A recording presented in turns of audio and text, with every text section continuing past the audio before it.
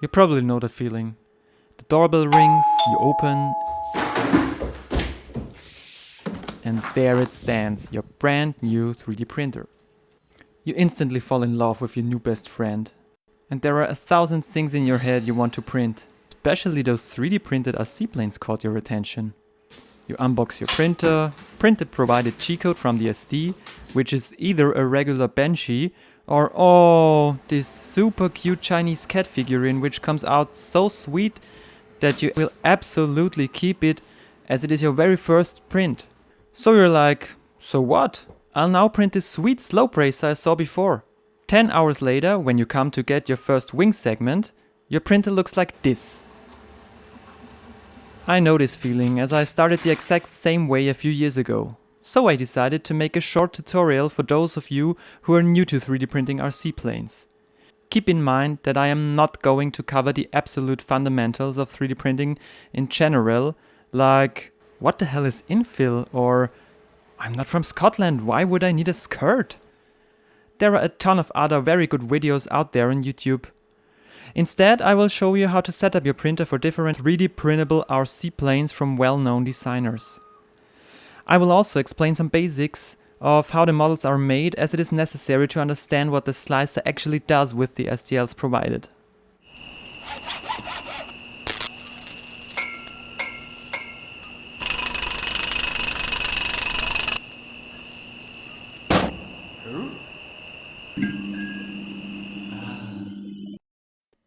Hi, this is God. Okay, that was just a joke. It's just me trying to get you started in 3D printing planes. As the making of this video took me longer than I expected, I decided to make a mixture of audio and video tutorial, so it's good to turn on the sound. Let's start with the most important question at this point. Why should I print my RC plane instead of just buying a ready-made RTF kit or even some plug-and-play foamy? Well, the answer is simple, because you're not the kind of guy to go the easiest possible mainstream way. You maybe want to save some bucks or just saw the plane of your dreams, which is only available in the printed version. Most of the printed planes are much cheaper when it comes to material costs, and if you crash, you can just reprint the damaged part or even the whole plane. There's a ton of free printable planes on the internet, and even most of the paid STLs are not much more than 25 euros or something. So 3D printed planes are ideal for people who love to build and fly a lot of different planes, and for those who don't mind too much if a plane gets broken, because, well, that makes space for another project in your hangar, right? That leads us to the disadvantages. You may have already noticed 3D printed RC planes can of course not bear as much abuse as foamies, composite or even wooden planes do. No matter if you print with PLA, ABS, lightweight PLA or carbon nylon, 3D printeds are never as solid as conventional builds. The main reason is the limits of 3D printing regarding layer bonding. But there are also other disadvantages like temperature resistance. You will never want to print a plane in dark colors. It will melt in the sun, at least if it's PLA, so you better not leave your plane in the hot trunk of your Camaro or in the plain sun on the field. This rule of thumb depends on the material, of course. What about weight? While beginning to print your very first 3D printable plane, you'll quickly notice that there are rarely any designs which come close to the wing loads of conventional builds, especially when talking about planes on the lighter side like thermal gliders, for example. A lot of designers tell you they have the lowest wing load on the market, which means they have an absolute average wing load on their plane in reality, so better check and compare the actual numbers. 3D printing filament, even if it's foaming filament, just isn't as light as something like XPS, Dipron or Balsa. Also, there has to be a compromise between weight and strength, so let's just face it, most 3D printeds are about 20 to 30% heavier than their regular build competitors. I know these were quite a lot of disadvantages, and one or the other may overthink his decision to 3D print his RC planes now, but as mentioned, whether to be a 3D printed pilot or not is a question of your personal inner drive. If you like 3D printing, building and modifying, it's perfect for you.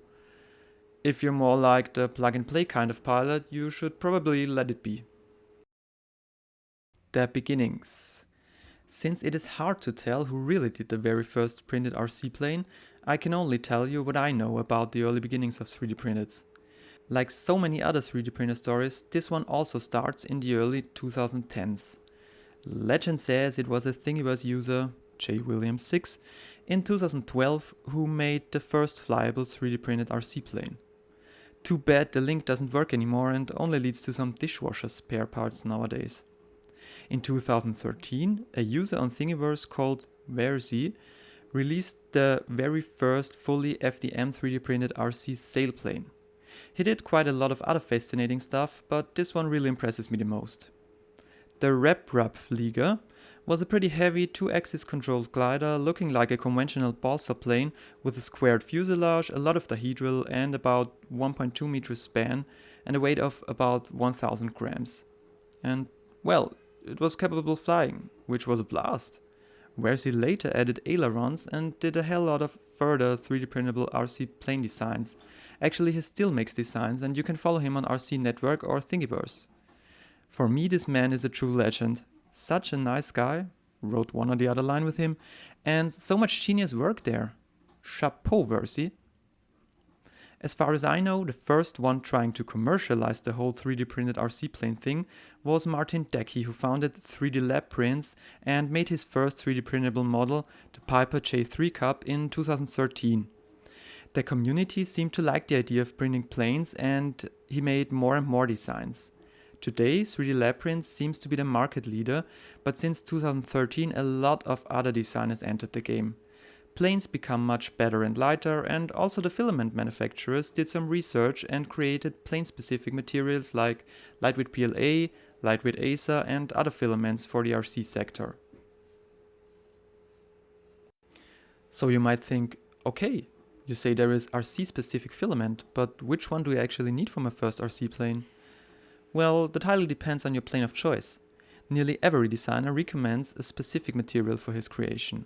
A lot of planes are a mixture of regular filament like PLA or PETG and special filament like lightweight PLA.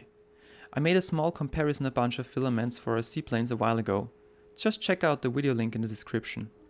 If you're new to 3D printing in general, you maybe should choose a plane which can be printed from regular PLA, as foaming material like lightweight PLA needs quite a lot of tweaking, which can be very depressing if you're just starting out and want to get some airtime soon. Also, ABS or ASA are not a good choice for starting out. They have nice properties, but due to the warping tendencies may be a true passion killer. PETG is pretty easy to print, but pretty heavy, and therefore mainly used on small parts like motor mounts, which need to be temp resistant. Which slicer should I use? It's actually a question of your personal preferences which slicer you use to slice your parts. There are a bunch of different slicers out there, but there is no holy grail of slicing plane parts. Cura, Prusa Slicer, Simplify 3D, Slicer, Kiss Slicer, etc. etc. In general, they all do the same. Some have some extra features, some look completely different, but in the end, the most important thing is that you like the user interface and easily find the most important settings for your prints. If you're not a Prusa user, you will probably stick to Cura, as this is the most popular one and there are 3D printable plane designs out there which can only be sliced with Cura. Plane print is one example. However, if a Prusa is your first printer, chances are high that Prusa Slicer, which is based on Slicer, is the slicer of your choice. Both have a long list of compatible printers and both feature important functions for printing planes. They are free as well, and you'll find a big supporting community for both of them. So if you're not sure yet, just download both slicers and have a look at them. Cura has a completely different user interface, which I personally can't stand as I don't find a single setting in there, but I started out with Prusa Slicer, so I'm used to this kind of interface. Another good choice is Simplify 3D, although it's not a free software. The interface is very clear, in my opinion, and you normally don't have to search half a day for a setting, and there are a lot of useful features for printing planes. Different design approaches. For slicing 3D printable RC planes, it's good to know how the 3D models are made, as this knowledge can save you some time tweaking print settings. Normally, every designer provides additional information about slicing settings for the specific plane parts. But as there are so many different printer setups out there, it is absolutely impossible for the creator to cover every single print setting for every single machine, which is also the reason most designers don't provide G-codes. So how is the actual 3D model made? In general, there are currently 3 popular design approaches at the moment. I don't exactly know how other people call them, but this is my preferred taxonomy. Parameter design, infill design, and watertight design.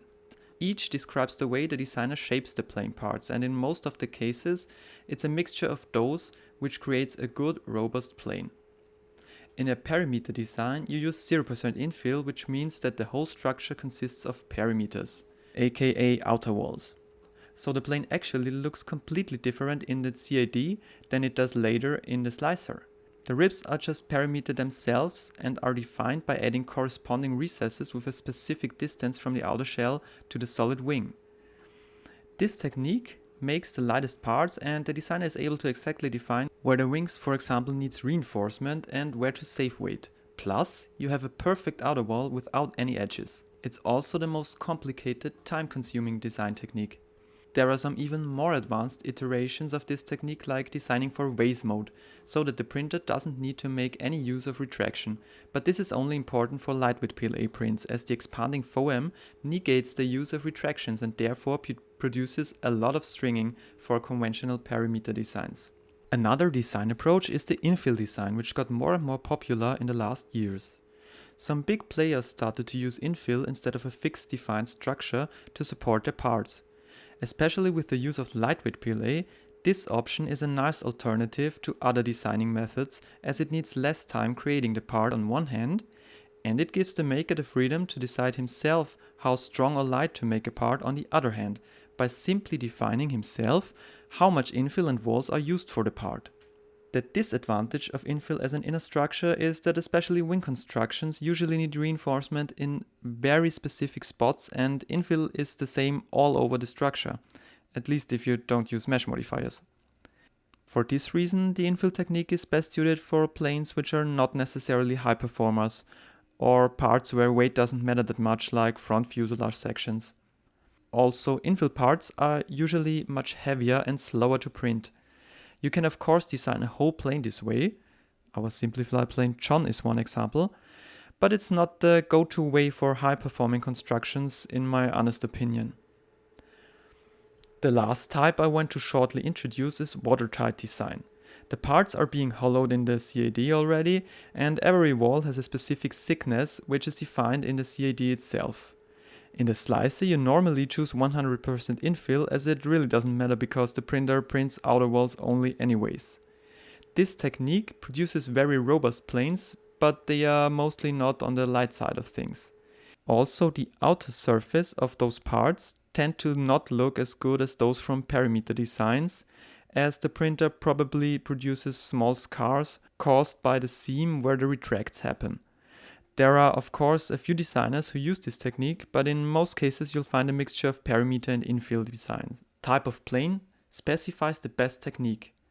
So the most important conclusion is that there is not the one best practice for creating a 3D printable RC plane in a CAD program.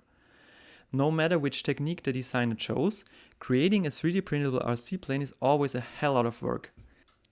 There are hundreds of hours in which you need to keep the CAD slicer interface in mind. Create, test slide, test print, test fly, rework again, and so on and so on. Lastly, the kind of plane defines the best technique. A thermal soarer needs to be designed in a different way than a warbird.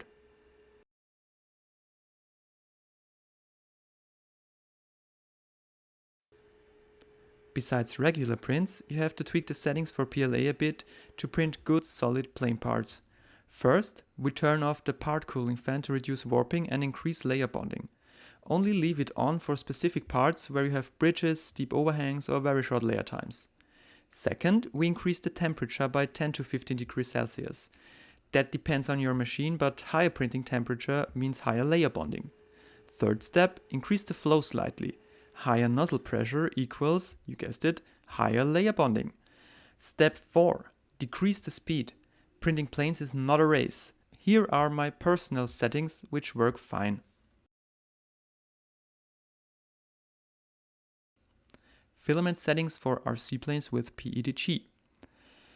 I'm not going to cover these very detailed, as the way the settings need to be optimized is very similar to PLA. take a stock PETG profile, decrease or turn off part cooling, increase temp a bit, increase flow a slight bit, decrease speed a bit, voila!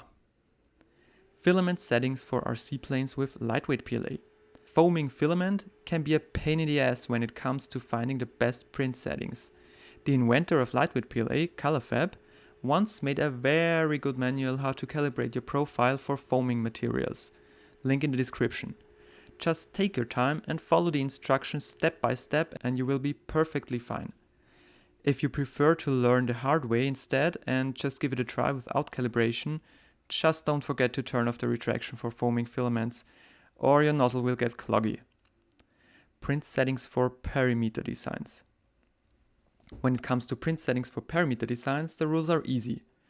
One outer wall, which is equal to perimeter. A layer heat of 0.25 mm with a 0.4 nozzle will save you some printing time. For most perimeter designs, you will need 0 bottom and top layers, while I personally make my designs for 2 bottom and 3 top layers. Every modern printer is able to bridge those if dialed in. As the name already says, perimeter designs only consist of perimeters, so just disable the infill and you will be perfectly fine. Print settings for infill. There are a lot of different designs out there. Some mainly work with one outer wall and a low percentage of gyrate infill, 3% for example. Others trust on lightweight PLA with 2 outer walls. There are even planes for 0.3 or 0.25 nozzle for 2 outer walls with regular PLA. I usually use lightweight PLA for infill planes and use one outer wall with 2 to 3% cubic infill for wings and stab and 2 outer walls with 3 to 4% cubic or gyrate infill for fuselage parts. When it comes to infill, I learned that cubic infill with stock settings is the lightest, but also the ugliest of all, as it has pretty inconsistent anchor placement, while gyrate is a wonderful compromise between less stringing, high printing speed and good support of the outer walls. If you stick with the recommendations in the manuals, you should be fine for sure. Print settings for watertights. As watertights don't rely on the interpretation of the slicer, but instead show the exact outcome of the print even if not sliced, the settings are pretty straightforward. Choose 100% infill, make sure the line width and count corresponds to the recommendation in the manual, and check how you can improve the quality of the outer shell of the wing in terms of retracts. Why does my print fail? Special cases for planes. Besides the well-known failures of FDM 3D printers, there are some very specific troubles to run into printing light thin wall structures. A very common error is an ugly seam. It may either look like a fat ugly scar or there are little holes. This has to do with a value called extra restart distance in Prusa Slicer, and it defines the amount of filament being added to the value of the retract after the nozzle has moved and starts a new path. If it is too high, the extruder will lay down too much filament at the starting point and therefore produce an ugly scar. If it is too low, there will be little holes and an area of under extrusion. A very classic problem is warping, and I don't think I'll need to describe it here, as this is not a complete beginner's tutorial. Just use a brim, reduce cooling, get a case, or simply keep your fingers from ABS, ASA, or more exotic warping queens like nylon, aka polyamide. There might also be some cases where things just don't come together, like the outer surface of the wing and the inner ribs. If this is the case, you can increase the thickness of the outer walls and also add a little bit of over-extrusion by increasing the flow a tiny bit. Same when it comes to waste mode parts which don't fuse together. A slightly higher flow helps. On the other hand, sometimes it can happen that the long holes in the outer surface appear where the ribs should be. This is a thing you can already see in the slicer. If that's the case, try reducing the outer wall thickness until the slicer stops misinterpreting the recess for the ribs. What you see here might look like layer shifting when it's actually just a flexing part. Very high and thin prints tend to flex, so that the nozzle starts at the right place, but the part just bends a tiny bit to the side and voila! You have an aileron looking like you drew it freehand with a 3D pen. To avoid this, decrease speed, place the part in a 45-degree angle, And if nothing helps, you can use these universal aileron supports I created. Just place it, print it with the parts, and break it away when it's ready. No wobble anymore. What you see here is stringing with lightweight PLA. This is not an error. I can't say this often enough. Lightweight PLA is an expanding material and therefore your printer shouldn't do retracts, otherwise it will clog. This means there is and will always be stringing with lightweight PLA, except the chosen plane design is pure waste mode designed. Good news is, lightweight PLA can easily be sanded and you often don't even need tools to remove the strings. If it is inside the wing, you have no chance to do so, of course. So my tip is, just remind yourself to not to be too pedantic. Okay, I know, this was quite a bit of information, and you may need to rewatch one or the other part.